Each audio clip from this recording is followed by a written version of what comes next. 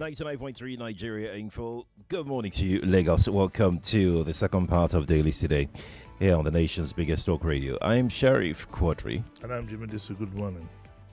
We're streaming this show on Facebook, Dito YouTube. Feel free to join us live on Facebook and on YouTube. Share the live link as well with your community. And let's have as much engagement as we can on our live streams on Facebook and on YouTube. Let's start with the Daily Trust newspaper this morning.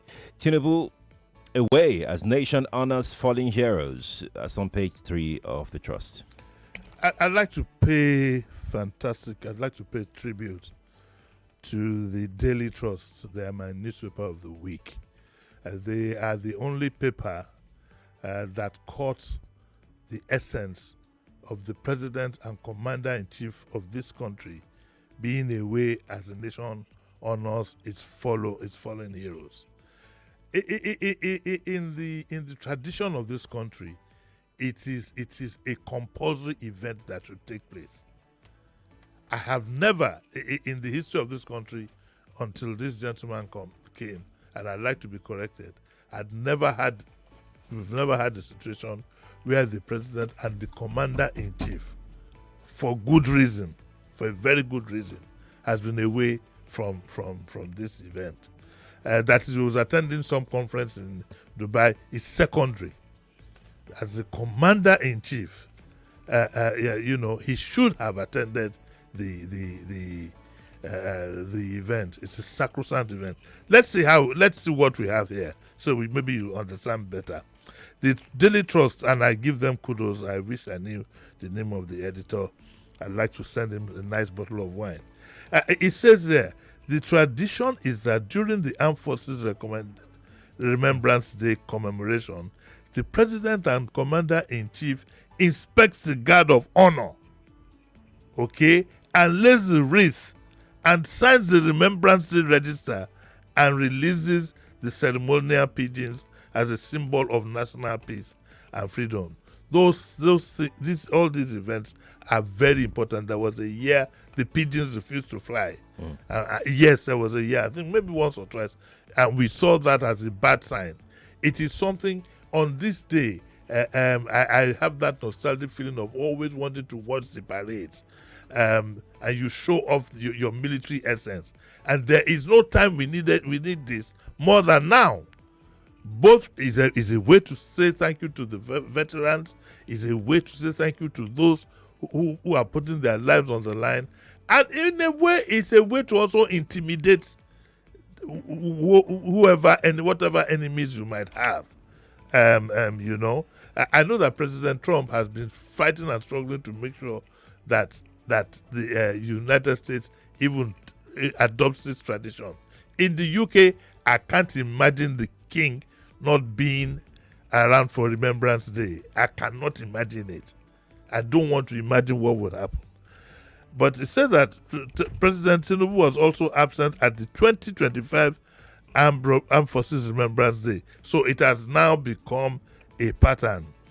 And as it was just like this year at the UAE for the 2025 edition of the Abu Dhabi Sustainability Week, at that time he had on January 11 left Nigeria to participate in the summit. The last one he attended was the 2024 Armed Forces, and I think that was when he had a kind of fall or so. What could be the reason? This newspaper reports that no response from the presidency, no explanation. We are treated with disdain as if we don't matter. Nobody owes us anything. The party, the presidency, no response. Let me read this. It says, efforts by the Daily Trust to get a reaction from the presidency were unsuccessful, as the phone lines of the special advisor to the President on Information, Bayan Onoga, and special advisor to the Daniel Boala could not be reached. Text and WhatsApp messages sent to Boala were also not replied to. What a shame. What a shame. What a disgrace. And it says the National Publicity Secretary of the APC neither answered phone calls nor responded to WhatsApp. What is going on? Do we have a government? Do we have a corporate structure called the government, or do we just have a president? Who advised the president that he should stay away and go to Dubai? instead of attending this. Who did that? Okay, and hear what somebody has said here. The headline is President's absence is a disregard for fallen heroes. Even apart from his absence, again on Saturday tomorrow, I'm going to repeat the interview I had with our fallen soldiers, older than me, they're in their 80s, who haven't been paid their allowances. They're not asking to be given any money. They haven't been paid their allowances. I interviewed them about 4 years ago, and I've done so about 3 or 4 times. In fact, after I've played the one on Saturday, during the week, I'm going to do another one again, an update, because one of them is dead. One of them is dead. And Sislak, Executive Director, Anwar Rafsanjani, and the obedience movement fled Tinubu's absence at this year's Armed Forces celebration as a troubling signal of disregard for Nigeria's fallen heroes. Rafsanjani said that. Did I get it right? Rafsanjani, yes. Said the president failure to attend the solemn ceremony undermined efforts to honor soldiers who sacrificed their lives for national peace and security. It doesn't show encouragement, love, or support for our armed forces. I think something has to be done very quickly to explain this to the public.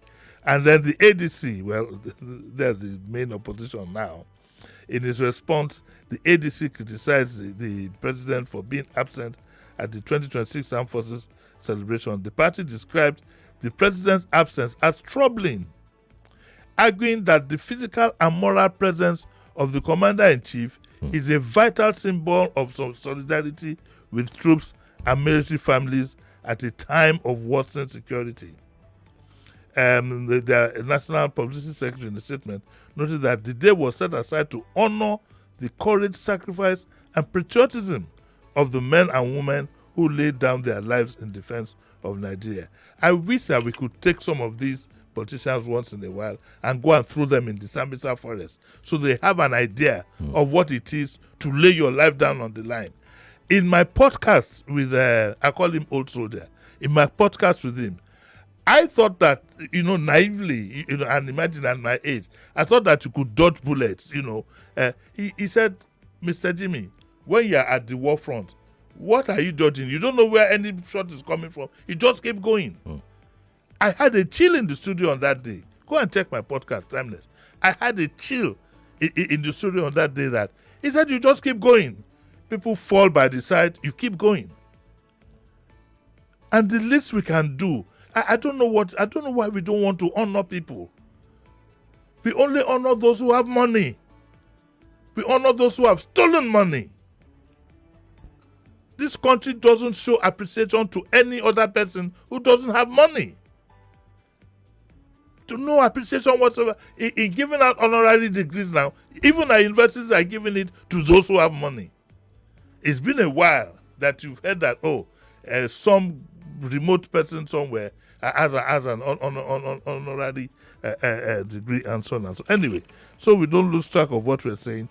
I'd like to give kudos to the other papers just carried it as if it was, and they didn't get the implication.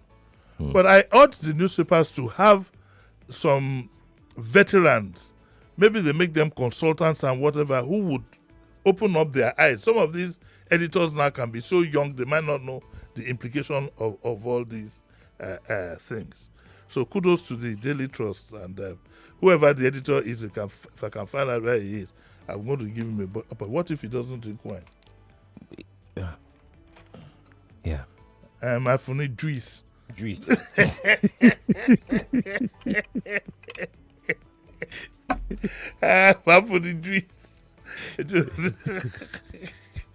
Right.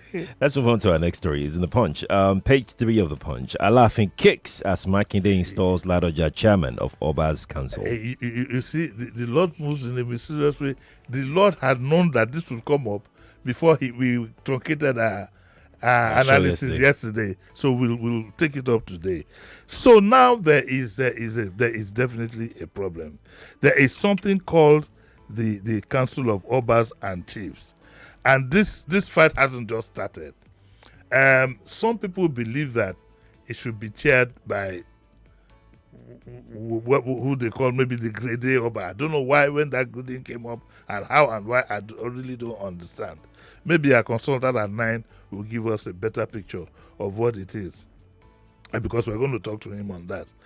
And so the governor was quoted to have said that he consulted all the big Obas, the Shonwu of Ogbomoso, the Alaafin of Oyo, and the what's it called now? And the Olubadan of Ibadan. And that they had agreed to rotation. But Alaafin, in a statement, said yesterday that he did not have any meeting with the governor, and the governor didn't tell him anything about rotation. So the question is he against rotation? The answer most likely is yes.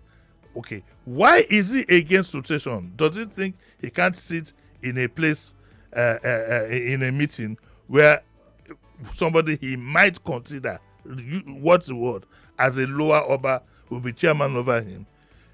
The answer to this, as far as I'm concerned, and this is caused by the politicians, because traditionally there's nothing called Council of Oba. Every Oba stays in his own domain. The politicians have done this mainly so that collectively they can declare for the governor, they can wish the governor well, they can declare their support for him, and so on and so forth. But if you want to take politics out of it, I don't think you need a Council of Obas and whatever. Their domain is clearly marked out.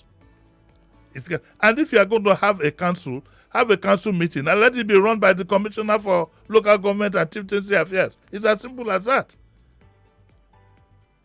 No Oba can say the Oba's boss is a local government chairman by law. No, a local government chairman. But during Abata's time, it was a local government chairman that gave the Emir of Kano and the honor of Ife Quadry. I don't know where that local I don't know where that local government chairman is. But these petty things, you see, our traditional rulers, with due respect, I don't like to tamper with, but our traditional rulers should know that the world is dynamic. And they are gradually even becoming a bit, there's no place, nowhere in the constitution for them. So their positions are more or less honorary. And if they are it's going to be difficult to handle that, then let us separate Paul and Barnabas.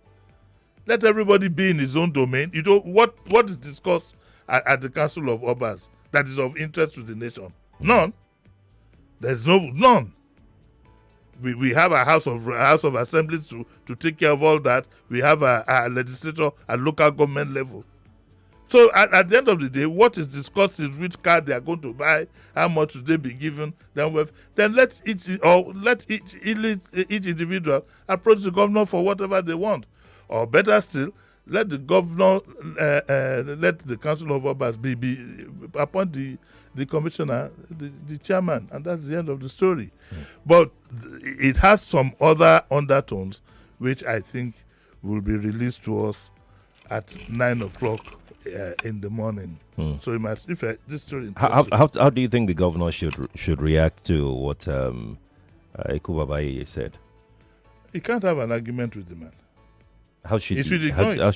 He should ignore it. He should ignore it. Is he going to go and is he going to bring a recording? And then that will mean that, okay, so he records secretly the meetings. He should ignore it. I think is that not an attack on the person of the governor? Is that not calling the governor a liar? He didn't say the man is a liar. I'm just they are trying to bring. So I'm just saying. You said earlier that this seat has coffee-sized you. This is the kind of things that coffee. I'm just saying, like. So he said the governor said, okay, so they've agreed to call him a liar. Rotation. Yes, he said, the guy said no. There's nothing like that. So I didn't say anything like that. Oyibo people say that silence is golden. I think what the governor should do is rather scrap it. Because to be fair to them, to all the actors, this thing had been in the works. It didn't just start now, and so I think it should be scrapped. The governor can just quietly just let it slip by and they won't have any meeting. The heavens will not fall. Mm-hmm. Or they can say, okay, we want to restructure it and we want the commissioner for chieftaincy affairs to head the meeting. Anybody who doesn't like, not come. If you don't come, you don't get, because it's all about perks and relevance, really. I don't think anything that concerns the people it's all about perks and issuing public statements favorable to the government, and that's what it's all about. So, okay. But I didn't say that. Please, let it be on record. You didn't say Mr. Quadry, Arch Quadry, Lenny Jimo. He was the one who said that he was. I just asked the question. That the Alafi said that. I just asked the question, and the question is very valid. It's valid. Very, very. Hey, I'm just trying to exaggerate myself. Okay, let's move on to the Metro page of the Punch newspaper. This now. Yes. Ogun moves against truck parking on Lagos Ibadan expressway. Story here. Let them cut the drama. People will always park on the expressway. Is that they should be properly parked. Okay, people will always park on the expressway. You park on the expressway to you park on the expressway to rest, you park on and our expressway is full of villages. It's full of markets and so on and so forth. So it's not so much park. And I know where this is coming from. This is as a result of the accident that happened. And all these are moves to try to endear themselves to the people.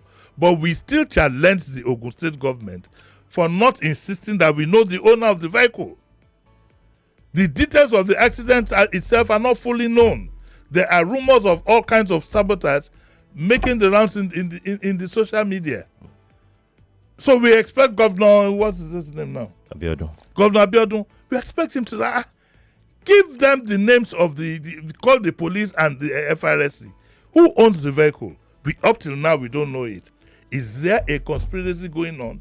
Is it true that the company who owns the vehicle belongs to a former governor or a president? We don't know. He should tell us. All these are just things to make it look as if this is a reaction. People will always park on the expressway, but they should park well.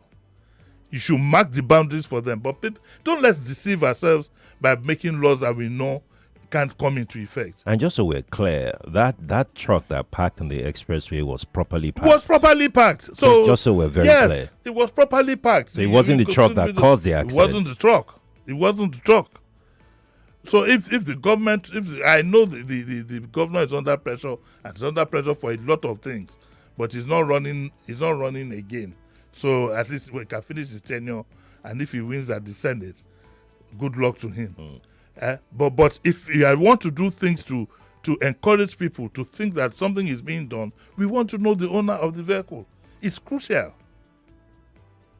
I'm surprised that the governor himself, out of curiosity, hasn't said who owns this vehicle.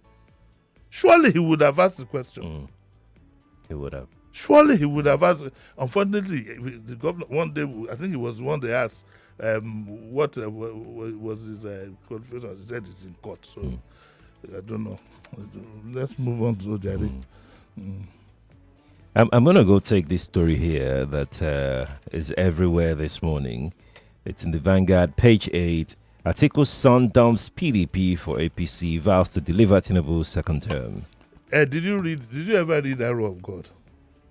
I think I did. I can't remember. Okay, so I think it was a Zulu, the chief priest. I can't remember now. It's been long. I read it in 75.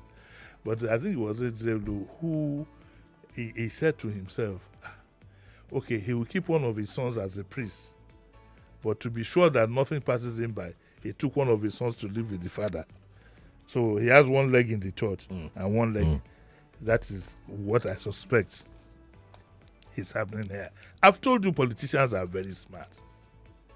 Very, very smart. It might not have happened, but that's what my theory tells me. If Atiku doesn't get the presidency, at least his son is close to his opponent. So the rest of you young people, you're just cannon fodder. You're just instruments. Now, Wike, I saw a photograph where it was said that Wike has is taking his son on the campaign. Now, also, there was a photograph where it was claimed, let me quickly use the word allegedly to get out of it, where it was claimed the boy attended the council meeting in Abuja. Yeah, that's a new trend now. Everybody is looking after his son. And the rest of us are bound to the Philistines. There is talk about governorship in Lagos State now. That is gathering momentum. And we need to open our eyes to these things. Do not be deceived. It is very, very important. Do not take a decision that you like. Your decision is your decision. But do not take a decision when you are deceived. Shine your eye. Open your eyes. And stop being loyal to other people but yourselves. Stop saying that we have not been told in which direction we are going. Don't let anybody tell you. Shine your own eye and take a selfish decision that what is in it now for me in terms of, okay, even if I can't am I going to get good governance? Is my road going to be tarred? Will I be able to go to hospital? By the way, I think our doctors are still on strike, but that's another. I think they've called up the strike now. Fine, fair enough. These are the things that should matter to you. So Atiku's son, and of course he won't stay in PDP. There's nothing. I don't think PDP is going to be fielding any candidate the way they are going. So whilst his dad is in ADC, he has gone to APC. But Atiku says that the decision of my son to join the APC is entirely personal, which could be true. In a democracy, such choices are neither unusual nor alarming, even when family and politics intersect. As a Democrat, I do not coerce my own children in matters of conscience, and I certainly will not coerce Nigerians. Maybe it would be nice if Sheyi determined to run for governorship on the platform of the ADC. On the platform of the ADC? Or Labour Party. He cannot even try it. Why not? He cannot even try it because that's not the party in power. I mean, he has the advantage to begin with. Let me ask you a question, Sheriff. I'm not asking those of you at home. You can switch off your radios. Don't switch it off, because me, I'm sending it to you. Do you actually think that there is any difference between these parties? The kind of stories we are hearing, the kind of things that happened in the Labour Party, in the other parties, doesn't all dovetail to the antecedents of one person. One person. We've been had. We are giving designs. We are giving. It's like, it reminds me of Al Jazeera, where you take care of the opposition before they take care of themselves. Think about it, Sheriff. Think about it. Why are you suddenly quiet now? No, I'm thinking. You said I should think about it. Why are you looking at me like that? But you will say something. Confirm me that don't ban me to the Philistines. So I'm asking myself, did I say something stupid? I'm asking myself, did I say something abnormal? I think what is I agree with you, but I also think that the only thing that they have in common is not even the political parties that it's their interest. They have that thing and it is intertwined on a personal level. On a personal level. Yes. On a personal level. That's why do not trust any politician. On a personal level. I repeat, do not trust any politician. If you are going to identify with the politician, there must be something in him that inspires you, or there must be something in it for you that is concrete. Right. Now, they're assembling their sons, you see. You will worship the father. Some their worship the son. Some their sons, their daughters are already in the assembly. Oh yes. So, yeah, they're already there. Yeah. And the local governments. And the legislative local government chairman we have who went to Morocco. We don't know with what funds, but I said he went to Morocco. There's one in Lagos here that we heard that his son is already a chairman in one local government. When the elected chairman suddenly just fell ill. He suddenly fell ill. Hey. Do not be done. Look, see, I'm not going to dictate to anybody, and nobody can dictate to you who to vote or not vote for. But do not be done in. Make them know. Shine your eye. Keep your eyes open. Okay. We're going to take our last story, and this is quite interesting. U.S. visa restrictions may affect airlines. In the Punch, page 20. Yes, yesterday we because we couldn't, we didn't manage the time well, to be honest. We forgot to let you know that the U.S. is reported to have suspended processing of visas for now. Anyway, this story now says that for Nigeria and some other countries, this story now says that it looks like tickets might start to be cheap because a lot of people cannot travel. And it says that Nigeria seeking to travel to the U.S., that the aircraft load factors have begun to reduce significantly. As stakeholders confirmed that massive visa rejections at the U.S. embassies. Airline operators who spoke with our correspondent explained that airlines have recently been experiencing many empty seats as U.S.-bound passengers have withdrawn heavily due to the lack of visas. I hope very soon we'll be able to bring somebody from the embassy. I'm working on it, and for them to explain to Nigerians where are we, just not the politics of it, but to tell us where we are, right. and in the scheme of things. Indeed. Well, you know that even if you get visa these days, you're going to have to pay visa bond that can range from $5,000 to $15,000. Look, I that alone is enough to discourage anybody from traveling. Them, but then there is no guarantee. People always forget one thing. There is no guarantee that when you get to the country, because when you get to the country, the process starts again. That's right. Most people who return run to their villages. They don't stay in town. But I'm sure there's a high level of people returning on the next flight, coming back home. We have to go now. Lagos. Okay. Thank you, sir, for the analysis. Lagos, thank you for tuning in. The video is on Facebook and on YouTube. You can rewatch again and send to your loved ones. All right. Kofi is back for the news and the remaining hour of the morning crossfire. Stay here with us, please. Learn boss level gameplay on YouTube with MTN YouTube Buffet Bundle. Binge your favorite gameplays till you master every move. Enjoy play along clips with your faves and challenge runs like never before till you become the numero uno of gaming.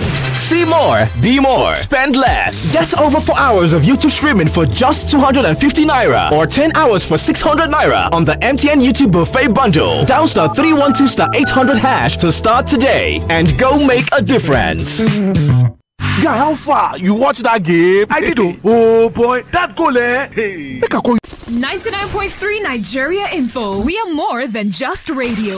Subscribe to our YouTube channel at Nigeria Info FM. Check us out on Facebook at Nigeria Info 99.3. Follow us on Twitter at Nigeria Info FM and on Instagram at Nigeria Info FM Lagos for live updates as it happens. 99.3 Nigeria Info. Let's talk.